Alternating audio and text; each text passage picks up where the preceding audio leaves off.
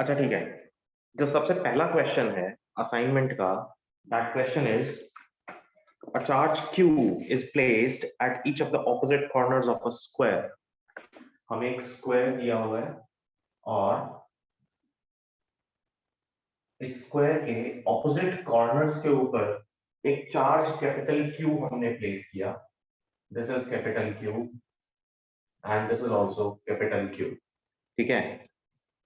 A charge small q is placed at each of the other two corners. यहाँ हमने place किया small charge, यहाँ हमने place किया small charge. If the net electrical force on q is 0, then q by q equals. अब वो कहता है net electrical force on capital Q is 0. अब कैपिटल Q आप ये वाला चार्ज ले सकते हो या फिर ये वाला चार्ज ले सकते हो, कोई भी. अगर हम ये वाला चार्ज ले लेते हैं, let's say we mark these as the charge 1 or the corner 1, corner 2, corner 3 and corner 4. तो बेटा देखें ध्यान से, इन दोनों चार्जेस के बीच में रिपल्शन होगा. ठीक है, तो ये वाला चार्ज इसको रिपेल करेगा, तो direction of force is this. इस डायरेक्शन में फोर्स आएगी. ये वाला चार्ज इससे रिपेल होगा, तो direction of force is this. आप इसको क्या लिख सकते हो? Force on 1 due to 2. This will be force on 1 due to 3, repulsive force. लेकिन इसकी वजह से जो फोर्स लगेगी वो किस तरफ जाएगी? इस तरफ जाएगी. ठीक है बेटा, क्लियर है? Yes sir. आप देखें, कहता है if the net electrical force on q is 0. अब इसके ऊपर नेट इलेक्ट्रिकल फोर्स 0 है. नेट इलेक्ट्रिकल फोर्स 0 कब होगी? सबसे पहले इन दोनों फोर्सेस का रिजल्टेंट अगर हम देखें तो मुझे यहां मिलेगा. अब वो रिजल्टेंट क्या? अगर हमने बोला this is the square of side A, मान लिया इसकी साइड ए है, तो ये जो डिस्टेंस होगा आपके पास ये निकल जाएगा और रिजल्टेंट आपको कितने पर मिलेगा? इसका रिजल्टेंट होगा आपके पास F12 कैलकुलेट करो K capital Q into small q by a square. F13 calculate करो K capital Q into small q by a square. तो रिजल्टेंट आपके पास कितना हो जाना चाहिए? F will be equal to under the root F13 square plus F12 square. So root 2 times of K Q into Q by a square. ठीक है?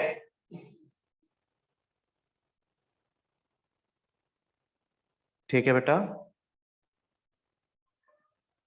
Yes sir. तो this will be the net force. अब ये वाली force इस direction में लग रही है, लेकिन ये फोर्स आप निकालेंगे force on 2 due to 4. So this will be given by K capital Q into capital Q by this distance is root 2a का square. So this is K Q square by 2a square. तो दोनों को क्या कर लें? Compare कर लें, क्योंकि नेट फोर्स 0, तो दोनों फोर्सेस इक्वल होंगी तभी नेट फोर्स 0 हो सकता है. So root 2 times of K Q into Q by a square will be equal to, अच्छा नेट फोर्स 0 यानी कि सम 0 हुआ. ठीक है, नेट फोर्स 0 होने का मतलब क्या हुआ? कि सम दोनों फोर्सेस का 0 है. यानी root 2 k q into q by a square plus k q square by 2a square is equal to 0. So this becomes root 2 k q into q by a square is equals to minus of k q square by 2a square. a square से a square cancel out हुआ, एक q से q cancel out हो जाएगा, k से k cancel out हो जाएगा. So the relation we are left with root 2 into q is equals to minus of capital Q by 2. तो रेशियो निकालनी थी, रेशियो आ गई बेटा. Capital Q by Q is equals to minus of root 2 into 2. ठीक है,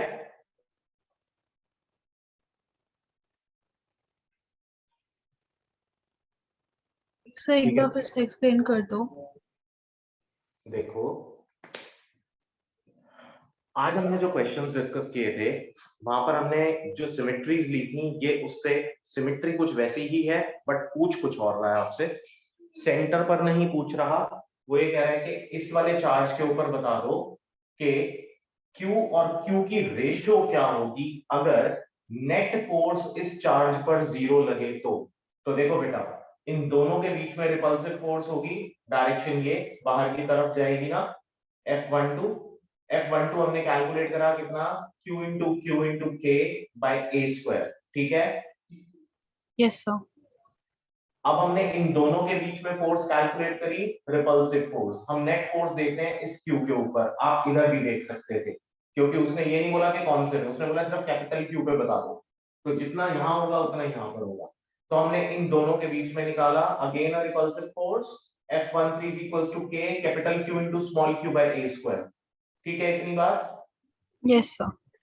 Now these two forces are perpendicular to each other, तो net force कितनी हो जाएगी, F13 square plus F12 square plus 0, क्योंकि cos 90 0 होता है, so we have under root 2 times of K Q into Q by A square. Yes, sir. So this resultant will act in this direction, FR इस तरफ आएगा, Yes, sir. But ये वाला Q इस Q को repel करेगा, तो ये फोर्स बाहर की तरफ गई, K Q square by root 2 A square. अब रूट 2 A कैसे आया, this is A, this is A, तो डायगोनल कितना होगा, under root 2 times of A होगा। Yes, sir. So we have KQ square by root 2 A का whole square, यानी KQ square by 2A square हो जाएगा। Now read the last line. Last line क्या कहता है, if the net electrical force on Q is 0, net electrical force का मतलब क्या हुआ कि जितनी भी फोर्सेस हैं उन सभी फोर्सेस का सम किसके बराबर हो, 0 के बराबर। तो हमने क्या करा, दोनों फोर्सेस को सम करके 0 के बराबर पुट करा, and we have the relation Q by Q equal to minus of 2 root 2।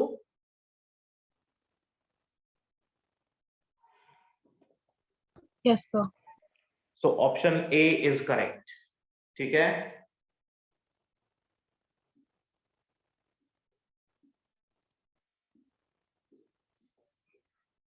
Clear है बेटा, किसी को कोई डाउट है इसमें?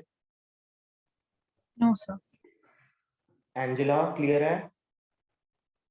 Yes, sir.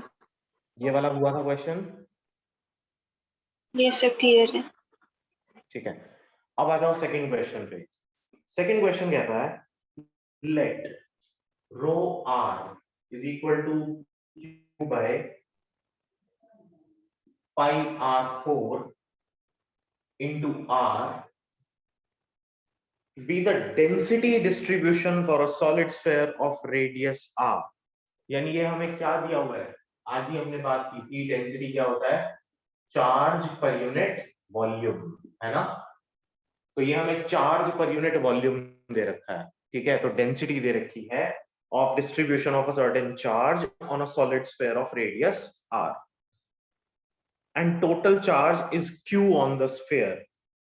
For a point P inside the sphere at a distance r1 from the center of the sphere, the magnitude of electric field is, अब हमें electric field का ना मैग्नीट्यूड निकालना है। अगर हमारे पास एक सॉलिड स्फीयर के सेंटर से, इसके ऊपर चार्ज क्यू था, इसके सेंटर से एक सर्टेन डिस्टेंस r1 तक, ठीक है, मान लिया कि ये सर्टेन डिस्टेंस r1 यहां तक है, ठीक है, इस पॉइंट पर हमें निकालना है, ठीक। और इसका जो एक्चुअल आपके पास रेडियस दे रखा है वो दे रखा है कैपिटल R, ठीक है बेटा। और मुझे निकालना इस पॉइंट पर है। तो अगर मैं ये मानूं कि ये वॉल्यूम चार्ज डिस्ट्रीब्यूशन था, तो इस R1 के लिए जो स्फीयर होगा उसका भी अपना कुछ वॉल्यूम होगा, Yes, sir. ठीक है। अगर हम ये माने कि ये एक स्फेरिकल शेल बन जाता है, तो स्फेरिकल शेल की अपनी कुछ थिकनेस होगी, एंड लेट्स से कि वो जो थिकनेस है उस स्फेरिकल शेल की अगर हम इसमें से ये एक छोटा सा स्फीयर ड्रॉ कर लें ऑफ रेडियस r, तो इस स्फेरिकल शेल की अपनी एक थिकनेस होगी। लेट्स से कि ये थिकनेस है हमारे पास dx, और हम r1 पर निकाल रहे हैं, तो मान लिया कि ये डिस्टेंस हमारे पास, या एक काम करो, इस फिगर को एक बार फिर से रीड्रॉ कर लो।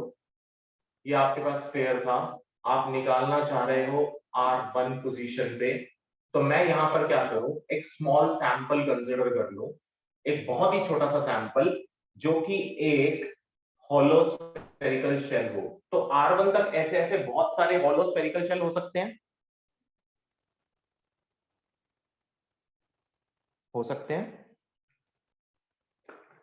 Yes, sir. अच्छा एक बात सोचो, आपके पास एक सॉलिड स्फीयर है, अब आप उस सॉलिड स्फीयर के बिल्कुल सेंटर से एक छोटा सा स्फीयर बाहर निकाल लें। Now after that, each time you draw a spherical body out of that remaining part, तो वो क्या होगा, आपके पास एक spherical shell होगा ना, जिसकी एक certain thickness होगी। वो एक complete sphere तो होगा नहीं, अंदर से उसके अंदर एक cavity create हो जाएगी। That cavity we are considering here. अब मैं ये मान लूं कि इसका ये जो डिस्टेंस है, लेट्स से जो रेडियस है वो x है, और इसकी थिकनेस कुछ dx है। अगर ऐसा हो तो इस स्फेरिकल शेल का वॉल्यूम कितना होगा? इस छोटे से स्फेरिकल शेल का वॉल्यूम होगा 4 pi x square into dx will be the volume of this spherical shell, जो कि हमने इसमें से ड्रॉ करा। ठीक है, होगा ना बेटा?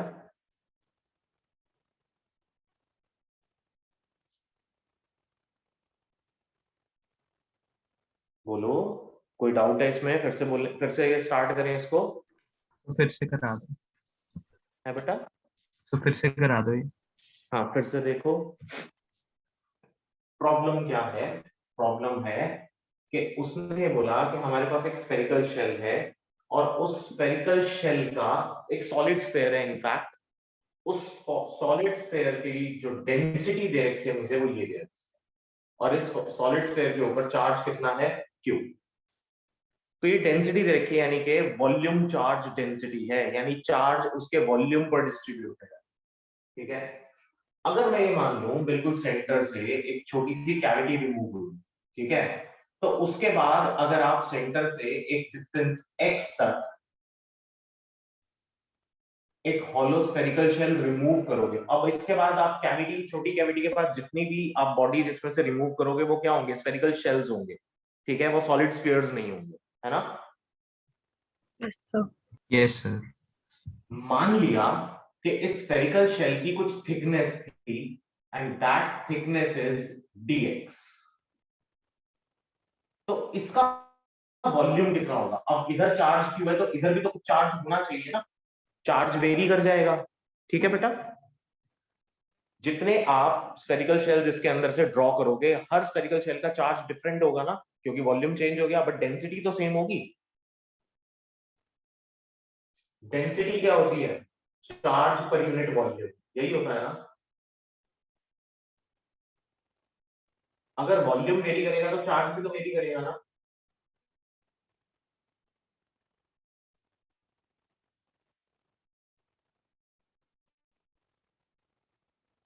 नहीं समझ में आया?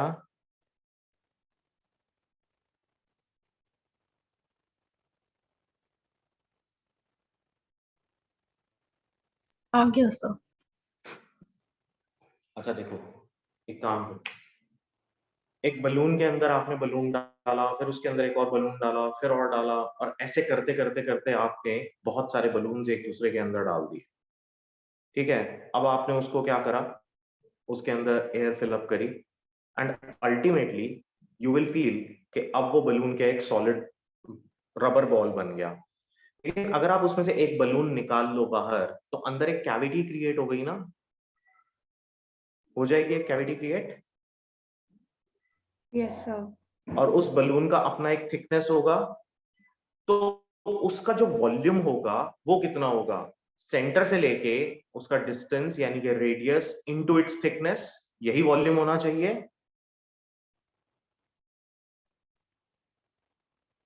भाई आप सरफेस एरिया इनटू थिकनेस लेंगे तो वॉल्यूम मिल जाएगा बेटा।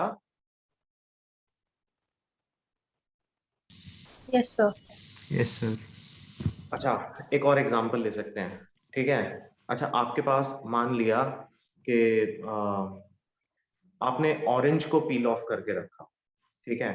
अब आप एक के अंदर दूसरा, दूसरे के अंदर तीसरा, तीसरे के अंदर चौथा, उसके पील्स अगर ऐड करते चले जाओ, then what you will find. सोचो, मैं एक हेमिस्फेरिकल बॉडी ले लेता हूँ, चलो ये एक हॉलो हेमिस्फेरिकल बॉडी है। आप इसके अंदर एक और हॉलो हेमिस्फेरिकल बॉडी डालो, और ऐसे करते करते आप इसके अंदर n number of hollow hemispherical bodies डालोगे, तो ये अल्टीमेटली क्या बन जाएगा, आपके पास एक सॉलिड बन जाएगा ना। Yes sir. हमने कुछ नहीं करा बेटा, इसमें से हमने एक कैविटी रिमूव कर ली। लेट्स से कि ये कैविटी रिमूव कर दी, तो अब मेरे पास जितने भी लेयर्स बचेंगे, हर लेयर की अपनी एक थिकनेस होगी dx। यस। और अगर मैं इसको एक कंप्लीट स्फीयर कंसिडर कर लूं, देन बेटा हर लेयर आपस में क्या बनाएगी, एक होलोस्फेरिकल शेल बनाएगी। Yes sir.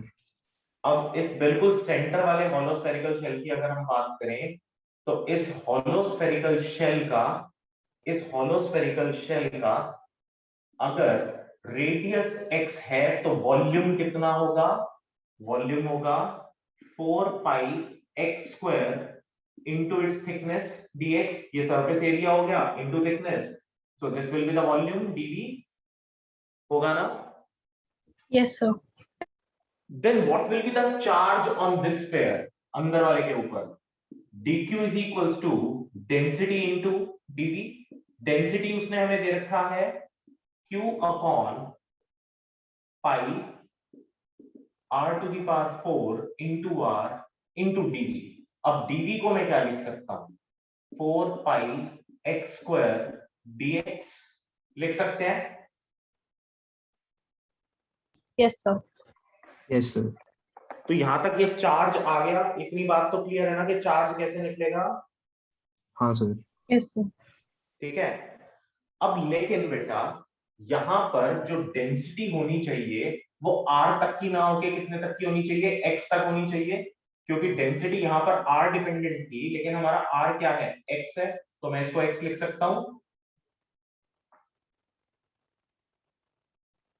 ठीक है। Yes sir.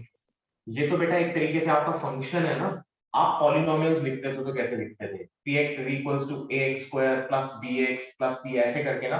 अब density is the function of r, तो फंक्शन ऑफ r, बट हम कहां तक ले रहे हैं, अभी x तक ले रहे हैं। तो q by pi r4 into x, 4 pi x square dx।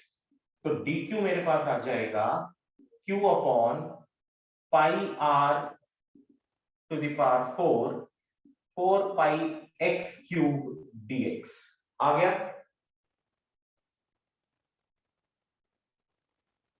हाँ सर। ठीक है।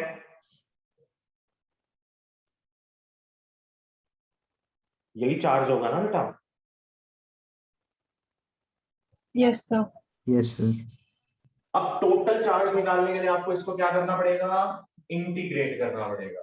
तो इसका इंटीग्रेशन करें, dq का इंटीग्रेशन तो हो जाएगा q will be equal to capital Q by 4q by pi r4, ये तो कांस्टेंट है, ये वाला पाई भी बाहर आ गया, अंदर बच गया x क्यूब dx। तो लिमिट्स कहां से कहां तक, उसने हमें बोला 0 से लेके आप r1 तक निकालें, तो 0 से लेके r1 तक। तो हमारा रिलेशन हो जाएगा 4q pi upon pi r4 x to the power 4 by 4, 0 से लेके r1 तक। ठीक है। So net charge will be equal to 4q pi upon pi r4 r1 to the power 4 upon 4। ठीक है।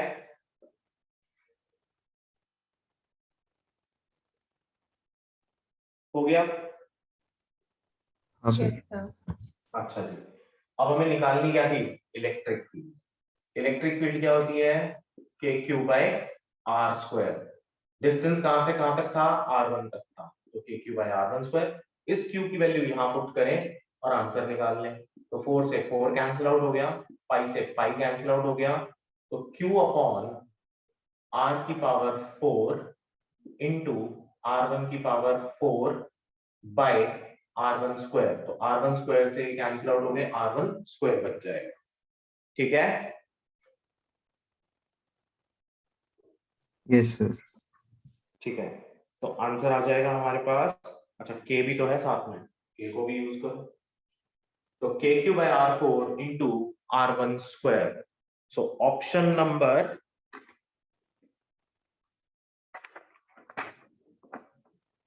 सी इज करेक्ट। ठीक है,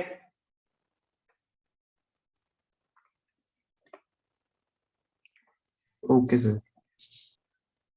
अब आ जाओ क्वेश्चन नंबर थर्ड पे। थर्ड क्वेश्चन क्या कहता है,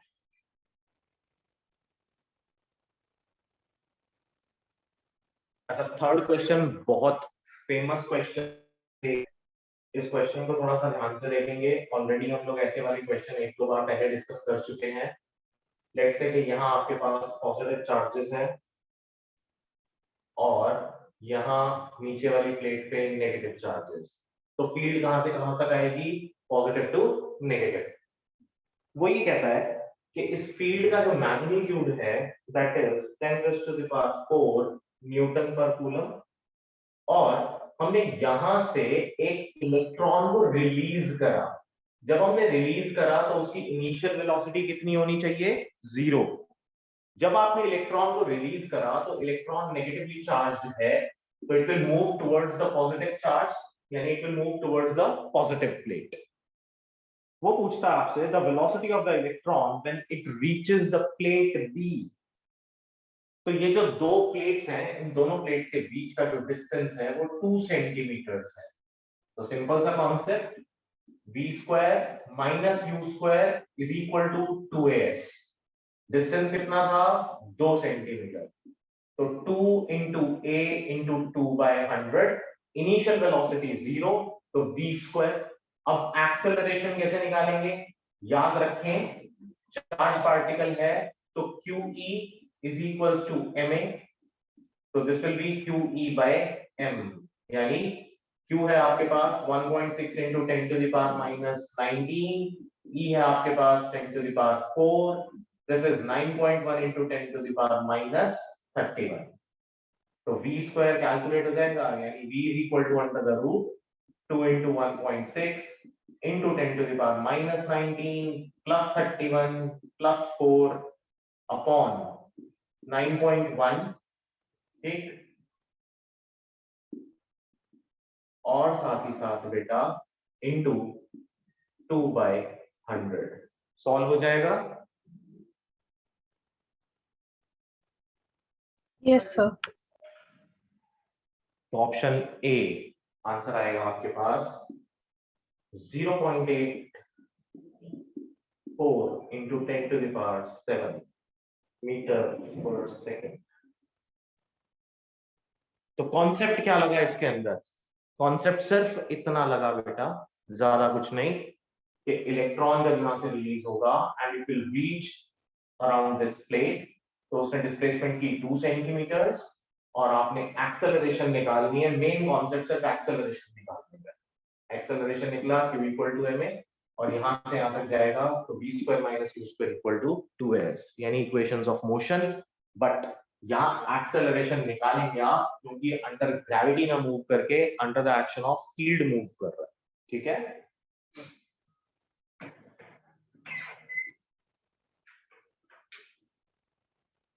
ठीक है बेटा। Yes, sir. नेक्स्ट है क्वेश्चन नंबर 4। अच्छा, question number 4, a thin spherical shell of radius r has a charge q spread uniformly over its surface. Thin spherical shell of radius r has a charge q spread all over its surface. Which of the following graph most clearly represents the electric field E R? अब E is dependent function of R. यहाँ R का मतलब होता है dependent function. जैसे कि वहां पर डेंसिटी का मतलब था density R means density depends upon R. जैसे जैसे रेडियस चेंज होगा डेंसिटी चेंज होगी. यहाँ पर जैसे जैसे रेडियस चेंज होगा इलेक्ट्रिक फील्ड भी चेंज होगी. Produced by the shell in the range 0 is less than equal to R is less than infinity, where R is the distance from center of the shell. यानी R कहां से कहां तक है? Distance from O. ठीक है, यानी centre of the shell. अब सिंपल सी बात है, इस रेंज को देखें. ठीक, यानी ई आर इस रेंज के अंदर है. अगर ये 0 हो जाए तो यानी सेंटर के ऊपर होलो स्फेरिकल शेल में आपको पता है इलेक्ट्रिक फील्ड कितनी होती है? होलो स्फेरिकल शेल में सेंटर पर इलेक्ट्रिक फील्ड कितना होता है बेटा? गॉस थ्योरम अप्लाई करो. आज ही बात की थी. होलो स्फेरिकल शेल में सेंटर पर इलेक्ट्रिक फील्ड कितना होता है?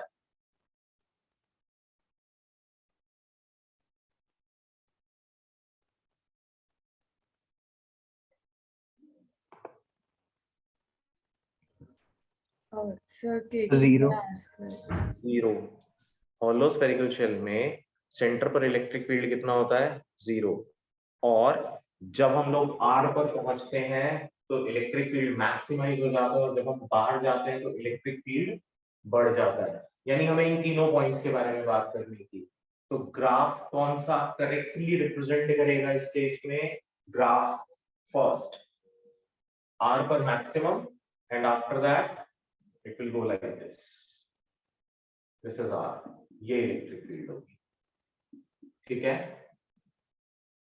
Yes, sir. क्वेश्चन नंबर 5 पे आ जाएं. An alpha particle of mass 6.4 into 10 to the power minus 27 kg and charge इतना is situated at, चलो मास ले लेते हैं 6.4 into 10 to the power minus 27 kg और चार्ज हमारे पास है 3.2 into 10 to the power minus 19 coulomb. Uniform electric field दे रखी है 1.6 into 10 to the power 5 volt per meter. The velocity of particle at the end of 2 into 10 to the power minus 2 meter path when it starts from the rest. एक charge particle को आपने एक uniform electric field में रखा जिसका मास भी दे रखा है आपको, जिसका चार्ज भी दे रखा है आपको. वेलोसिटी ऑफ द पार्टिकल बताना है at the end of 2 into 10 to the power minus 2 meter path when it starts from the rest. Exactly ऐसे वाला क्वेश्चन है.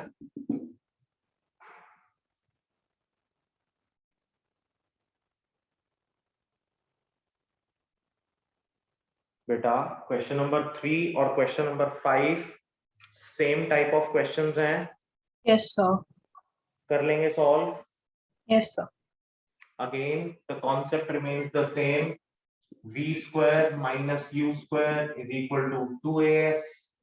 तो A को हम क्या लिख सकते हैं? QE by M into S. S हमारा डिस्प्लेसमेंट है ही. इनिशियल वेलोसिटी उसने बोला 0 because it starts from the rest. तो V square कैलकुलेट हो जाएगा यानी V कैलकुलेट हो जाएगा. Next question number 6. अच्छा क्वेश्चन नंबर 6 वर्बली हो जाएगा वैसे. When a soap bubble is given an electric charge, what will happen to it? It contracts or it expands or its size remains the same or it expands or contracts depending upon whether the charge is positive or negative. So contract. Okay. कैसे कैसे apply किया?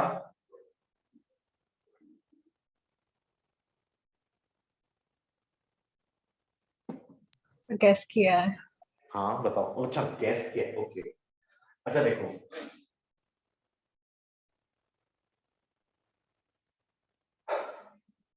अच्छा class 11th में आपने surface tension पढ़ा था और excess pressure inside the soap bubble पढ़ा था. Yes, sir. ठीक है, तो सोप बबल की जो सिमेट्री होती है, that symmetry is because of the excess pressure inside the soap bubble, और वो आपके पास आता था क्योंकि इसकी दो लेयर्स होती हैं, तो सोप बबल अंदर से फॉलो होगा, तो P is equals to 4s by r, यही आता था ना, Yes, sir. क्योंकि इसके दो सरफेसेस होते हैं, 4s by r, s आपका सरफेस टेंशन। ठीक है, यहां क्या होता है बेटा, क्योंकि सोप बबल एक पर्टिकुलर सिमेट्री अटेन करने के बाद अपने आप को एक्सपैंड नहीं कराता। ठीक है, जब सोप बबल अपने आप को एक्सपैंड उसके बाद नहीं करा रहा, इट मींस कि एक्सेस प्रेशर और जो सरफेस टेंशन है वो वहां पर दोनों इक्विलिब्रियम में आ गए। क्लियर है? Yes, sir. ठीक है, अब यहां वो कहता है when a soap bubble is given an electric charge. अब एक सर्टेन इलेक्ट्रिक चार्ज की अगर हम बात करें जो कि इसके ऊपर दिया जाए, लेट्स से कि यहां पर हमने कुछ चार्ज दे दिया, पॉजिटिव चार्ज। अब ये पॉजिटिव चार्ज क्या करेगा, यहां पर एग्जैक्टली ऑपोजिट चार्जेस एक दूसरे को क्या कर रहे होंगे, रिपेल कर रहे होंगे ना।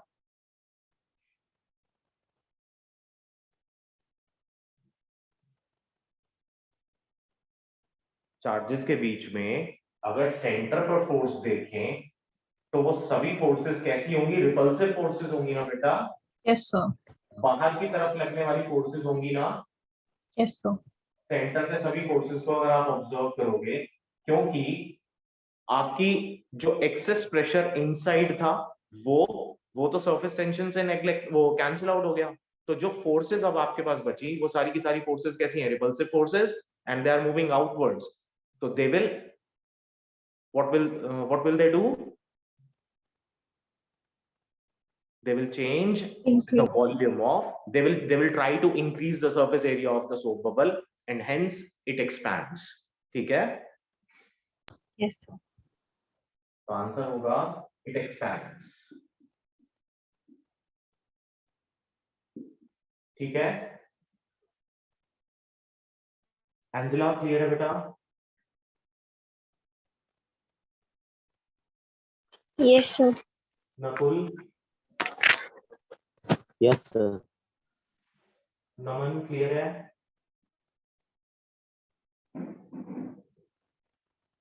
रिया, Yes, sir. स्नेहा क्लियर है बेटा? Yes, sir. अच्छा, question number 7, two identical charged spheres are suspended by strings of equal lengths। अच्छा देखो,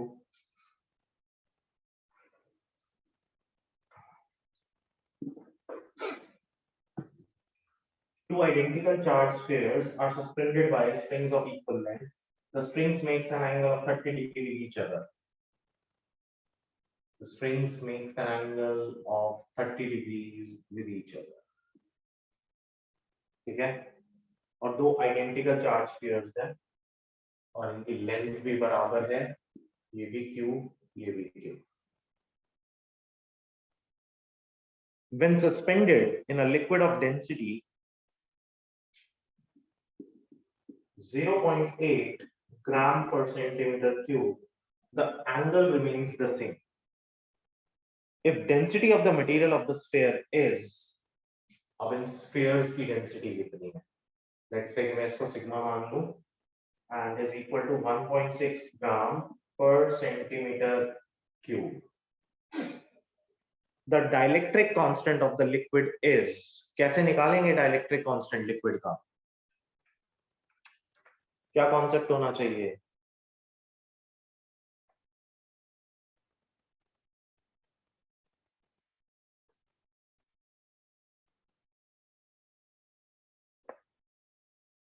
बोलो। अच्छा देखो, वेट कहां जाएगा, mg डाउनवर्ड्स, और दोनों के बीच की रिपल्सिव फोर्स इस तरफ एक्ट करेगी। ठीक है, Yes, sir. ठीक है, तो बेटा ये क्या है आपके पास, वर्टिकल डिस्टेंस, और ये क्या होगा आपका हॉरिजॉन्टल डिस्टेंस। मैं इसकी सरफेस चार्ट है कि यहां लिख देता हूं, लेट्स से कि इसको अगर मैं x मान लूं और इसको मैं y मान लूं, तो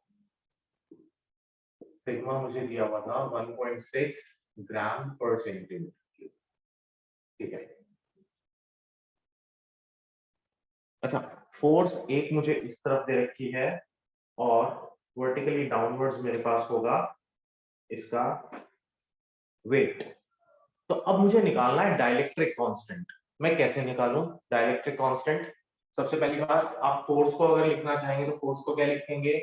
F is equals to 1/4 pi epsilon naught into epsilon r into दोनों के बीच का डिस्टेंस का स्क्वायर और दोनों के चार्जेस का स्क्वायर। डिस्टेंस अगर मैंने ये x माना तो ये डिस्टेंस भी मेरा क्या हो जाना चाहिए? x हो जाना चाहिए, है ना? तो 2x का होल स्क्वायर, ठीक है।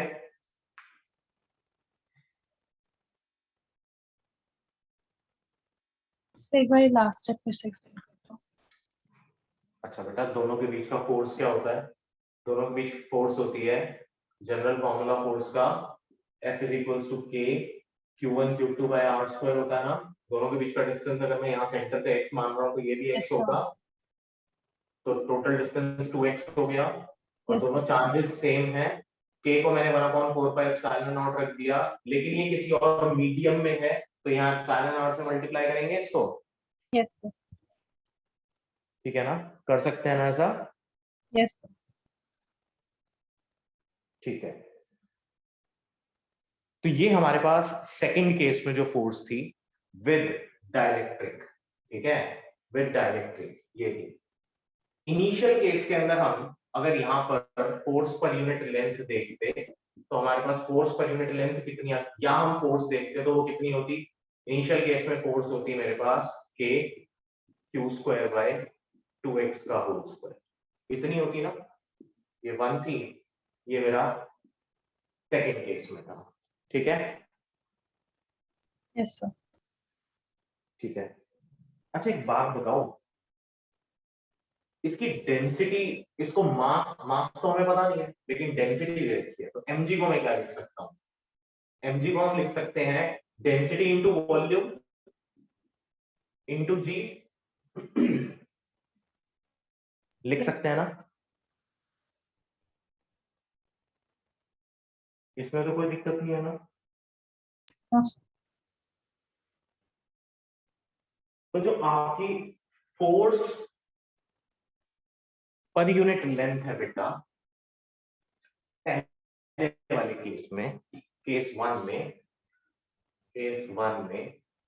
आपकी जो फोर्स पर यूनिट लेंथ है F बाय 2x, वो किसके बराबर हो जाएगा?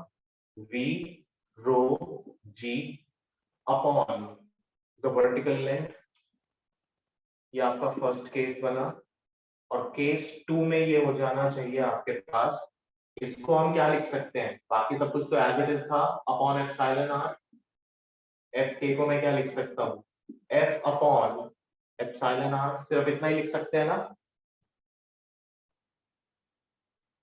Yes, sir. तो सेकंड केस में रिलेशन बन जाएगा एफ के अपॉन 2x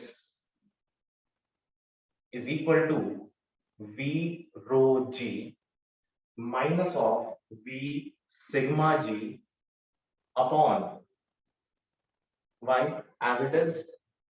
अब ये v rho g minus of v sigma g हमने कैसे लगाया? जब आप इसको किसी और मीडियम में रखोगे बेटा तो इसके ऊपर एक अपथ्रस्ट भी तो लगेगा, जो कि कहां जाएगा? इससे अपोजिट डायरेक्शन में। आर्किमिडीज प्रिंसिपल अप्लाई करेंगे? Yes, sir. समझो, ध्यान से समझना। अगर आपके पास एक चार्ज है, लेट्स से कि एक बॉडी है, चलो अभी मैं इसको सस्पेंड नहीं कर रहा, एक बॉडी को हमने ऐसे ही रखा, इसका वेट ऑब्वियसली नीचे की तरफ जाएगा mg। mg को आप क्या लिख सकते हो? v रो इंटू जी।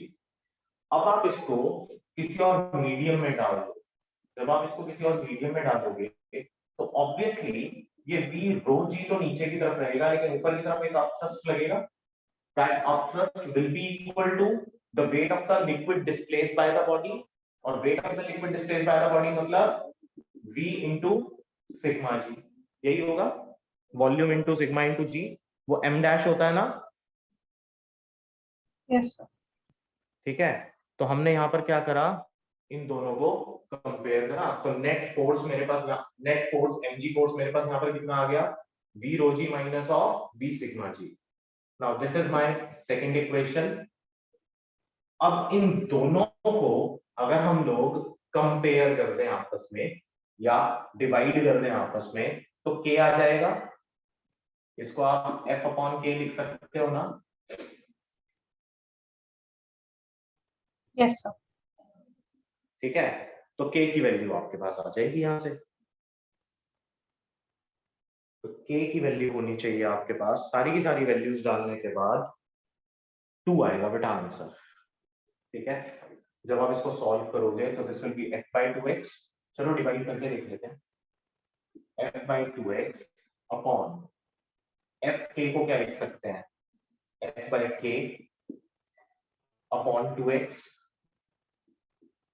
तो ये 2x से 2x कैंसिल आउट हुआ, f से f कैंसिल आउट हुआ और ये ऊपर चला जाएगा, तो this will be equal to v rho g upon v rho g minus of v sigma g, तो this will be k equals to v और g तो कैंसिल आउट हो गए, तो rho upon rho minus sigma, ये relation बन गया।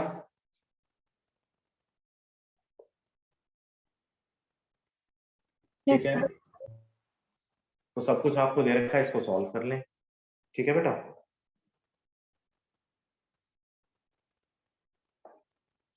तो दिस विल बी 1.6 अपॉन 1.6 माइनस 0.8, हाँ ये 0.8 है, तो finally we have the answer 2। Next question number 8, a thin semicircular ring of radius r, a thin semicircular ring of radius r, ये सेंटर और सेंटर से लेके डिस्टेंस r यानी radius r, has a positive charge q distributed uniformly over it। अब इसके ऊपर कुछ positive charge q हमने डिस्ट्रीब्यूट किया होगा,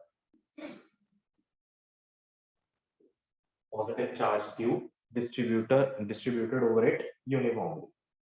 The net field E at the center O is, अब नेट फील्ड E निकालनी है at the center O। अच्छा एक बात बताओ, हमने एक सर्कुलर रिंग का केस किया, सर्कुलर रिंग का जब हमने केस किया था और हमने एक्सियल लाइन पे निकालने की कोशिश की थी, तो हम क्या करते थे बेटा, सैंपल ले लेते थे और उस सैंपल को हम देखते थे कि ऑब्जर्वेशन पॉइंट पर उसका इफेक्ट एग्जैक्टली आ क्या है, और फिर उसी चीज को वेरीफाई करने के लिए हम उसका एक डायमेट्रिकली ऑपोजिट पॉइंट भी लेते थे ना। Yes, sir.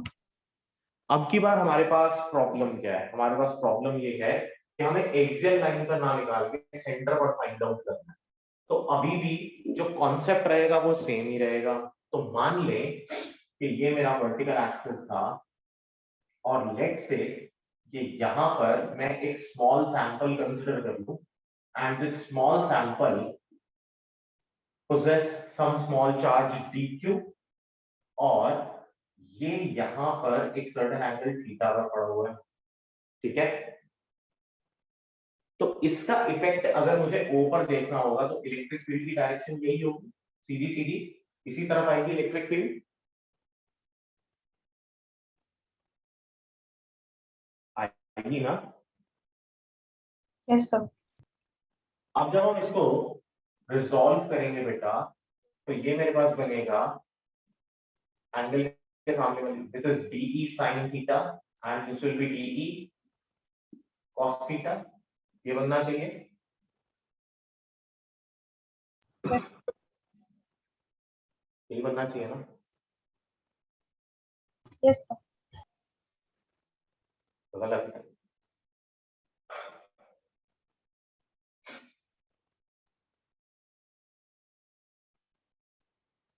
ये वाला एंगल इस वाले एंगल के बराबर होगा बेटा, ये बनेगा साइन थीटा और ये बनेगा कॉस थीटा। ये थीटा है तो ये वाला एंगल थीटा होगा, एंगल के सामने वाली साइड परपेंडिकुलर होती है, this is d E sine theta. ठीक है, अब अगर एक डीक्यू एलिमेंट मैं इस तरफ ले लूं तो इसका इन्फ्लुएंस इस तरफ जाएगा। मान लिया कि ये एंगल भी सेम थीटा था, तो जब आप इसको रिजॉल्व करोगे तो अब आप देख रहे हो कि आपका d E cos theta element cancel out हो रहे हैं और सारे के सारे डीई साइन थीटा एलिमेंट्स क्या हो रहे हैं, एड अप हो रहे हैं ना।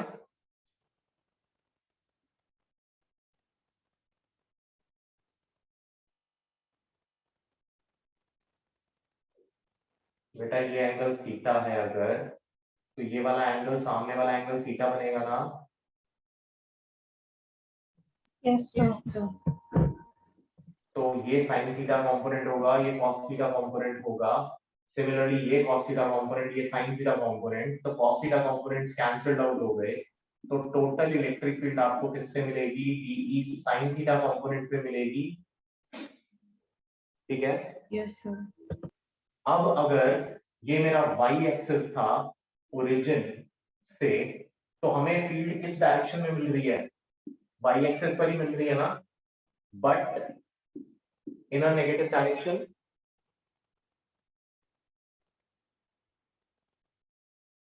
है ना,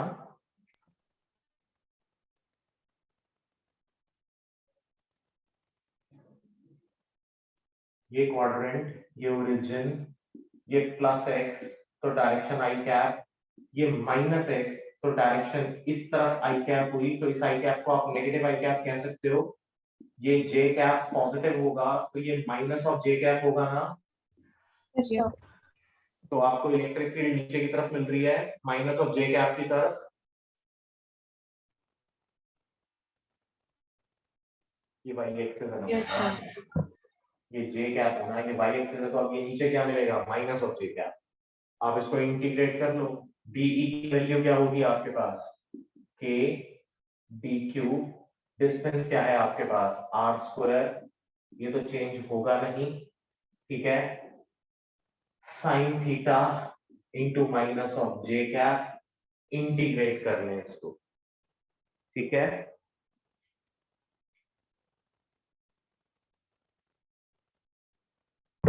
यस सर। ठीक है। अब जब आप इसको इंटीग्रेट करोगे तो लिमिट्स कहां से कहां तक रखोगे,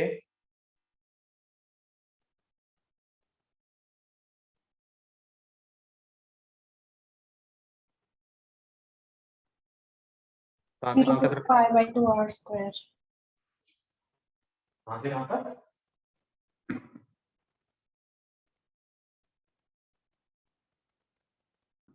अच्छा एक बात बताओ, क्या आप इस फिगर में से साइन थीटा की वैल्यू निकाल सकते हो, जल्दी से बताएंगे सब लोग बेटा, क्या यहां से आप साइन थीटा की वैल्यू कैलकुलेट कर सकते हो।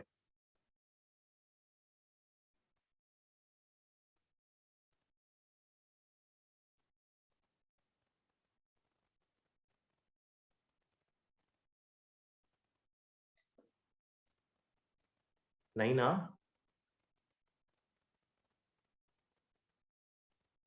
क्या इस फिगर में साइन थीटा की वैल्यू कैलकुलेट कर पाएंगे आप।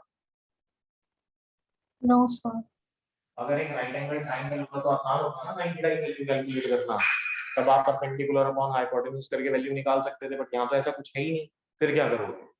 देखो जरा लिमिट्स लगाने का तरीका, यहाँ इंटीग्रेट करते हुए आपको यही नहीं पता कि किस वेरिएबल में आपको इंटीग्रेट करना है उसको। देखो जरा, टोटल चार्ज Q किस पर डिस्ट्रीब्यूटेड है, कोई एंगल पाई पर डिस्ट्रीब्यूटेड है ना।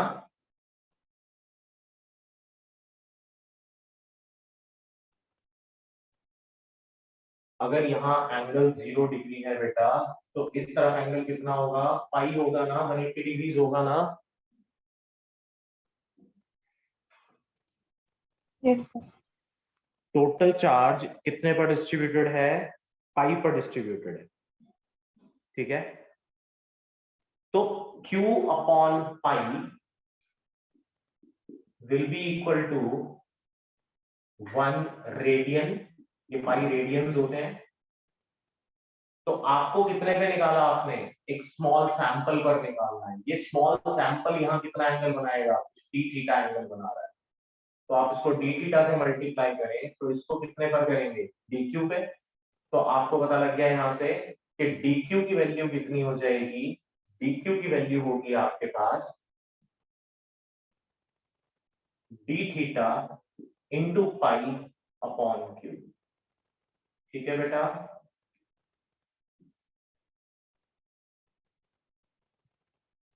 Yes, sir. क्यू पाई पर डिस्ट्रीब्यूटेड था, तो 1 रेडियन पर, एक मिनट, सॉरी एक गलती हो गई, यहाँ से डी क्यू से ये तो कटेगा ही, तो ये डी थीटा होगा और ये आपके पास डी क्यू होगा। अब कट जाएगा डी थीटा से पाई, यानी ये एंगल्स कट जाएंगे तो चार्ज के बराबर चार्ज है। अब ठीक है, सो this will be Q upon pi. इसको उठा के यहाँ रखो, अब इसको इंटीग्रेट करो, तो डीई टोटल, या फिर सीधा सीधा लिखेंगे E total is equals to integration of k times of q upon pi into sin theta d theta. अब एंगल की लिमिट लगेगी 0 से लेके पाई तक। अब आप इसको इंटीग्रेट करेंगे, ठीक है बेटा। तो आपका आंसर होगा D part minus of q times of 2 pi square epsilon naught r square j cap. अब ये जो नेगेटिव साइन आ रहा है, this negative sign is due to this j cap, नीचे की तरफ जा रहा है, इसकी वजह से आपको नेगेटिव साइन मिलेगा। ठीक है,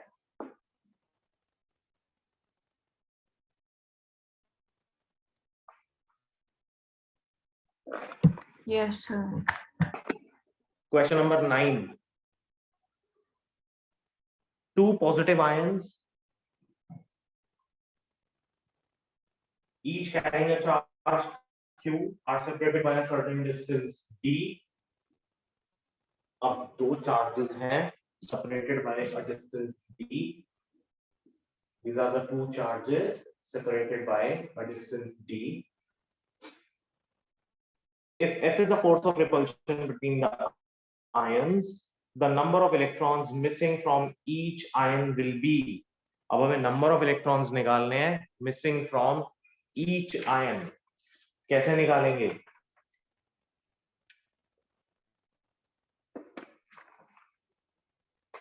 अच्छा फोर्स ऑफ रिपल्शन दे रखा है, क्या होता है k q1 q2 by r square, यहाँ पर r की वजह क्या लगाएंगे d। उसने नंबर पूछा आपसे, बेटा q1 आपका q, q2 भी q, आप इसको लिख सकते हो k ne into ne by d square. तो f is equals to k n square e square by d square. q तो ne के बराबर होगा ना, नंबर पूछा ना उसने, तो यहाँ से n की वैल्यू आ जाएगी, तो n is equals to f d square by k e square under the root। This is the answer। ठीक है,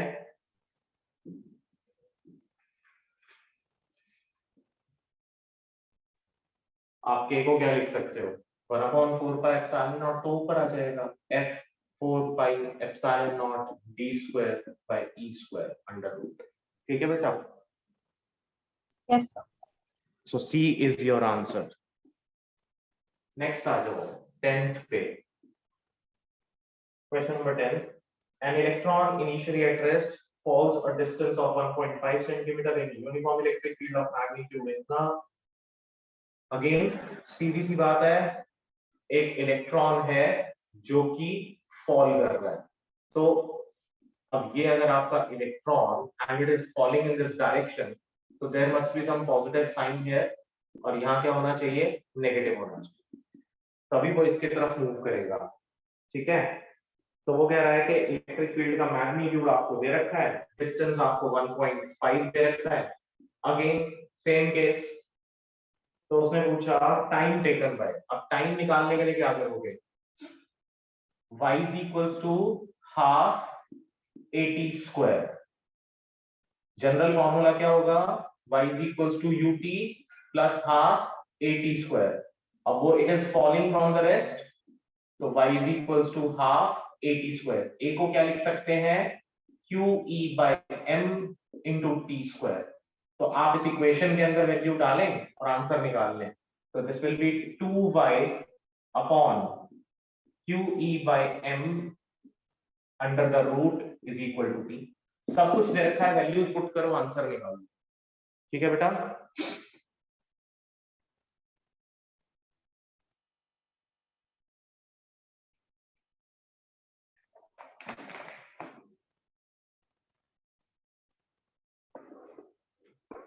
अच्छा देखो, जब आपको वेलोसिटी निकालनी थी तो आप क्या करते थे. इस रीजन में वेलोसिटी निकालने के लिए जब चार्ज फॉल करा तो आपने कहा v square minus u square is equal to 2as. लेकिन अब मैं आपसे कह रहा हूं कि टाइम निकाल दो, तो टाइम के लिए कौन सी इक्वेशन हो सकती है. There are only 3 equations. v is equals to u plus at, h is equals to ut plus half dt sorry at square, और या इसको y ले लें आप, v square minus u square is equals to 2a. अब आपको time निकालना है तो या तो इससे निकालोगे या इससे निकालोगे.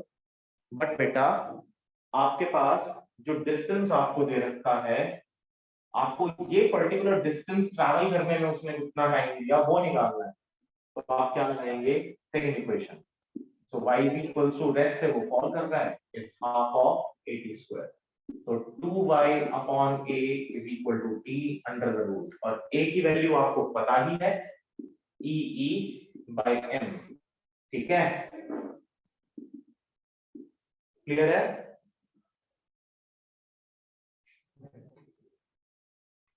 Yes, sir. तो 10th क्वेश्चन भी हो जाएगा. Question number 11. Under the action of a given coulombic force, the acceleration of an electron is इतना. अब देखो क्वेश्चन की पहली स्टेटमेंट क्या कह रही है. ये 10वां क्वेश्चन था, 11वां question. Under the action of a coulombic force, the acceleration of electron is.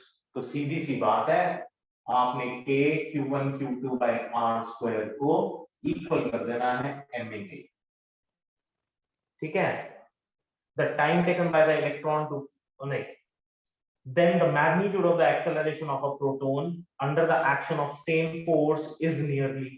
अब इलेक्ट्रॉन के लिए दे रखी है, प्रोटॉन के लिए निकालनी है. तो प्रोटॉन के लिए क्या चेंज हो जाएगा, मास चेंज हो जाएगा बस. ठीक है.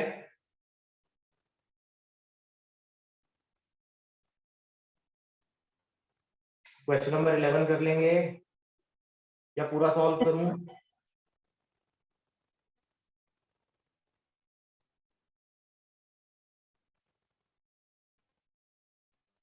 बेटा कर लोगे या पूरा सॉल्व करूं. कर लेंगे. ये देखें, ये मास ऑफ इलेक्ट्रॉन होगा, ये एक्सेलरेशन ऑफ इलेक्ट्रॉन होगा. कूलम्बिक फोर्स तो उतना ही रहेगा क्योंकि चार्ज दोनों पे सेम होता है. तो ये हो जाएगा k q1 q2 by r square is equals to mass of proton into acceleration of proton.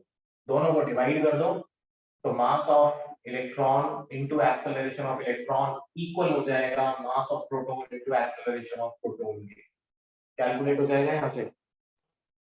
Yes, sir. Next question number 12.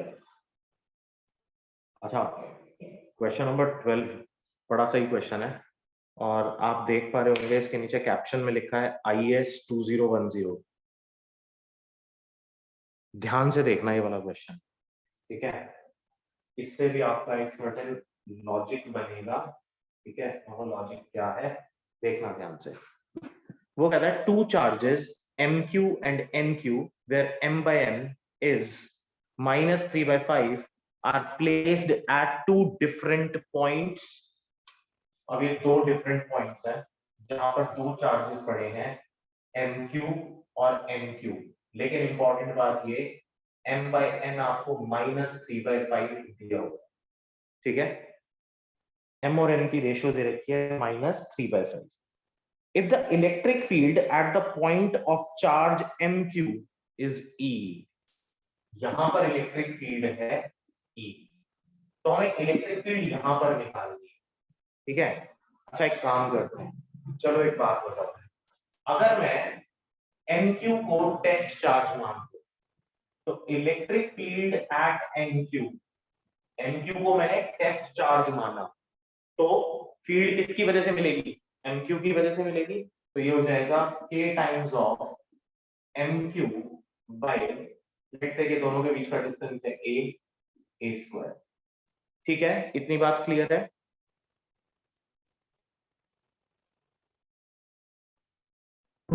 Yes, sir. Yes sir clear है। अगर मैं अब mq को टेस्ट चार्ज मान लूं तो फील्ड किसकी वजह से मिलेगी, mq की वजह से मिलेगी, तो electric field at mq will be k times of mq by a square, यही होगा ना?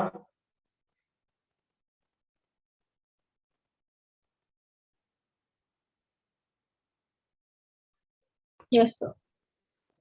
ठीक है। अब यहां से देखें m की वैल्यू कितनी है, -3, n की वैल्यू कितनी है, 5, लिख सकते हैं।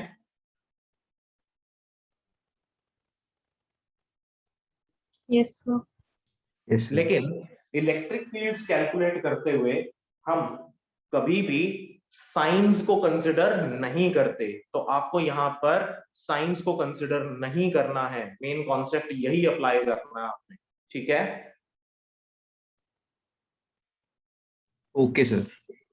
तो NQ पर जो फील्ड होगी that will be k times of 3q by a square, और यहां पर कितनी हो जाएगी, k times of 5q by a square, यही होगा।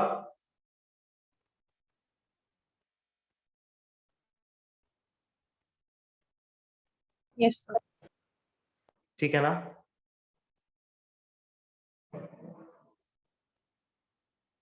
लिख सकते हैं ना? Yes, sir. अब इस NQ पर अगर मैं बेटा इसको 5 से मल्टीप्लाई करके 5 से डिवाइड करूं, ठीक है, तो ये क्या मिल जाएगा, ENQ is equal to ENQ is equal to 3/5 times of K 5Q by a square,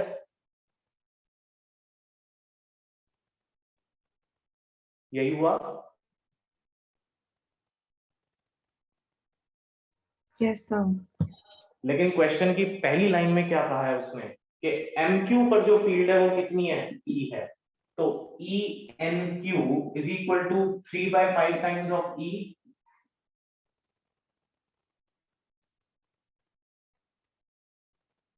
Yes, sir. so option 1 is correct, ठीक है। Yes. Okay sir. अच्छा क्वेश्चन नंबर 13 एक बार ही पढ़ें, क्या क्वेश्चन नंबर 13 सबको क्लियर है? How should a charge Q be divided into two parts so that the force of repulsion between the two parts is maximum?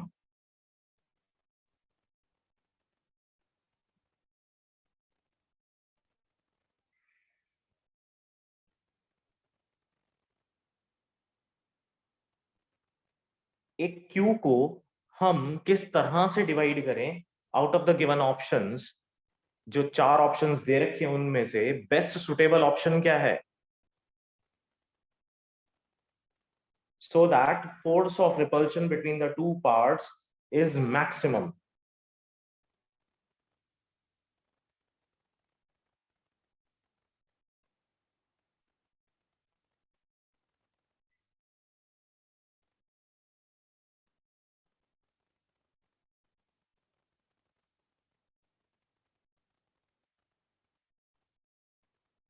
Sir B होना चाहिए।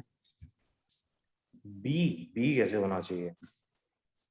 Sir ratio निकालनी पड़ेगी। Ratio निकालनी पड़ेगी, हाँ सर। अच्छा, तो क्या हम इसको किसी और तरीके से कर सकते हैं?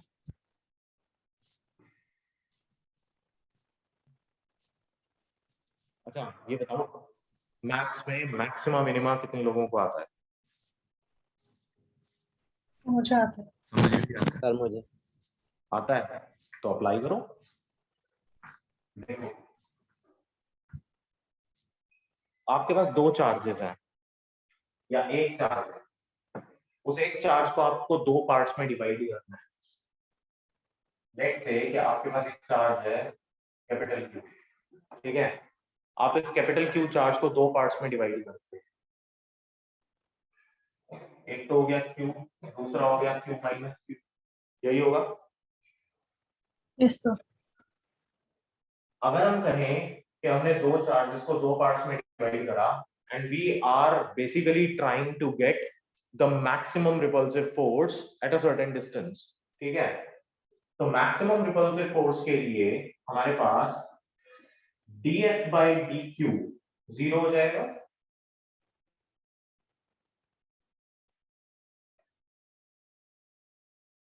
भाई फोर्स मैक्सिमम है, तो मैक्सिमा के लिए जब भी कभी आप उसका डेरिवेटिव लोगे किसी भी मैक्सिमम वैल्यू का, आपने फोर्स को मैक्सिमम कर दिया, मैक्सिमम होने का मतलब वो कांस्टेंट हो गई ना, कांस्टेंट का डेरिवेटिव हमेशा जीरो होता है। Yes sir. बस अप्लाई कर दें। एफ का फॉर्मूला क्या होगा? a q into Q minus Q by D square. आप इसको क्या लिख सकते हैं? k q into Q minus of Q square by D square, ऐसा लिख सकते हैं ना? Yes sir. Now put this value here. So beta d by dq of k q into q minus of q square is equal to 0 upon d square, of course.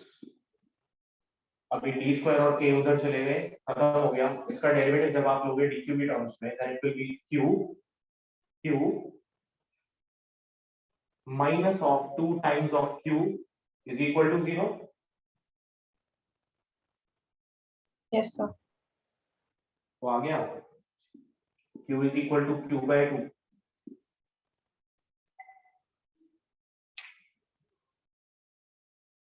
ठीक है, yes sir. तो option D is correct, q by 2 और q by 2 answer होना चाहिए। Yes sir. अच्छा ये एक trick ही है, हर वो क्वेश्चन जहां मैक्सिमा या मिनिमा आपको यूज करना होगा, यानी वो ये बोले कि फोर्स मैक्सिमाइज हो गई या मिनिमाइज हो गई या इलेक्ट्रिक फील्ड मैक्सिमाइज हो गई या मिनिमाइज हो गई, यूज दिस कॉन्सेप्ट देयर। बिना इस कॉन्सेप्ट के करेक्ट आंसर निकालना थोड़ा सा लंबा हो जाएगा, यहां से आप जल्दी से निकाल पाएंगे, ठीक है। Okay sir. क्वेश्चन नंबर 14 देखें, फिगर वाला क्वेश्चन है, बहुत अच्छा क्वेश्चन है। और ऐसे वाले क्वेश्चंस अभी जो हमने बेटा लास्ट 9 से लेके 14th क्वेश्चन जो अब हम डिस्कस करेंगे, यहां तक जो क्वेश्चन हमने डिस्कस किए करेंगे, ये क्वेश्चन, ये टाइप ऑफ क्वेश्चंस आपके पेपर में ज्यादा आ सकते हैं।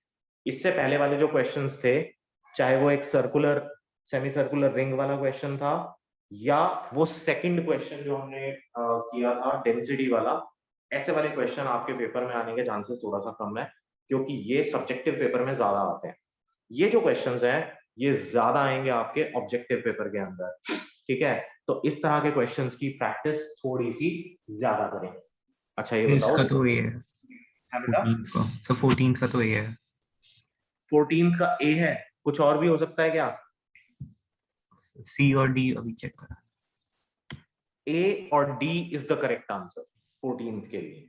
अब बताते हैं। पर मल्टीपल करेक्ट तो नहीं आएंगे ना वैसे पेपर में? हाँ मल्टीपल करेक्ट नहीं आ सकते हैं, बट ये ऐसा भी तो हो सकता है कि वो आपको ऊपर 4 ऑप्शन देके नीचे कहे फिर से कि 1 and 2 are correct, 1 and 4 are correct, 3 and 4 are correct, या ऑल आर करेक्ट, ऐसा कुछ करके भी तो कह सकता है वो।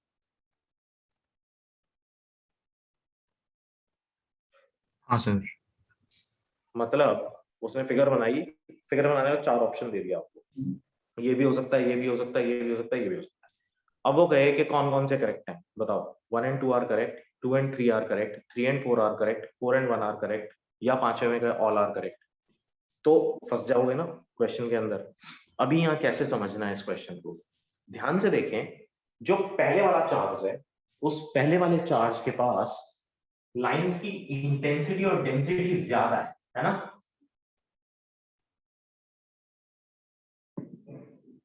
हाँ सर, इसलिए उसका चार्ज ज्यादा होगा। ठीक है, तो पहले वाले चार्ज और दूसरे वाले चार्ज में फर्क क्या है? पहले वाले चार्ज में फर्क ये है कि यहाँ से फील्ड लाइन कुछ इस तरीके से जा रही है, ठीक है, ऐसे, ये सेंटर पर, ये ऐसे, ये ऐसे, ठीक है। लेकिन यहाँ पर जो आती हुई फील्ड लाइंस हैं, जाती हुई तो बहुत सारी है, लेकिन आती हुई जो फील्ड लाइंस हैं वो काफी कम है as compare to the one side. Other side पर इंटेंसिटी और डेंसिटी दोनों ही कम है। तो पहली ऑप्शन तो ये हो गई कि Q1 बड़ा हो गया Q2 से, ये Q1 है, ये Q2, तो Q1 बड़ा होगा Q2 से, ये तो करेक्ट हो गया। अब लेकिन ऑप्शन नंबर डी को पढ़ना ध्यान से जरा।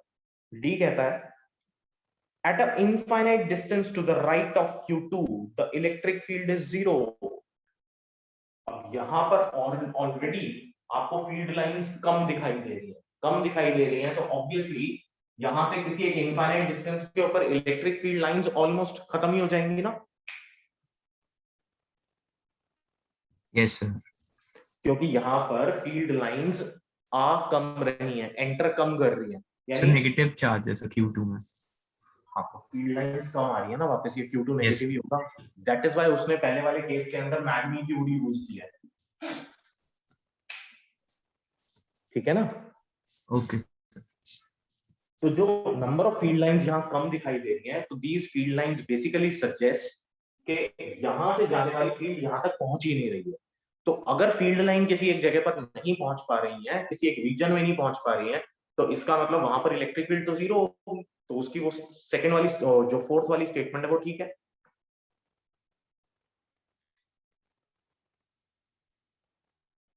Okay sir.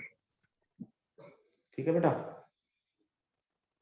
तो बाकी बचे हुए क्वेश्चंस एक बार ट्राई करेंगे और जो नहीं होंगे वो भी डिस्कस करेंगे फिर, ठीक है? सर हाँ, सर आपके स्पीक हो गए सर 12 बजे सेंटर पे? क्या चीज? सर डाउट्स के लिए सर इस अच्छा, हफ्ते कल में। कल कल नहीं सर, वैसे मतलब इस वीक में। हाँ, इस वीक में किसी एक दिन तो मैं अभी बीच में जरूर आऊंगा, कल का कंफर्म नहीं है बेटा। सर वैसे ही सर मैं वीक के लिए पूछ रहा था।